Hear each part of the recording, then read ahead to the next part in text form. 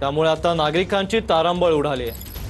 पावसाच्या सुरुवातीलाच Kurla, king circle, Sion या भागात पाणी साचलंय। तसंच अंधेरी परिसरातही पाणी साचण्यास सुरुवात झाली आहे।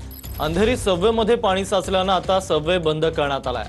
त्यामुळे एकूणच मुंबईतल्या पावसाचा वाहतुकीवर मोठा परिणाम पडलाय। वेस्टर्न एक्सप्रेस हायवेवर सुद्धा वाहतूक सध्या संथ गतीनं सुरू आहे।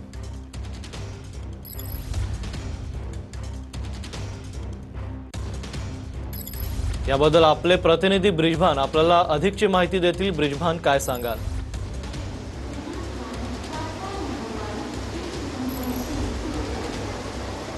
मुंबईमध्ये रात्रभर जोरदार पाऊस पडला, त्यामुळे मुंबईच्या अनेक सखल भागामध्ये पाणी साचलेलं आहे। सर, आपण पाहिलं तर रात्री अंधेरीचा जो सबवे आहे तो जवळपास 11:28ला बंद करण्यात आलेला होता। त्याचबरोबर कुर्ला, साकीनाका, घाटकोपर, दादर स्टेशनच्या बाहेर सुद्धा जवळपास 1-2 फूट पाणी भरलेलं आहे।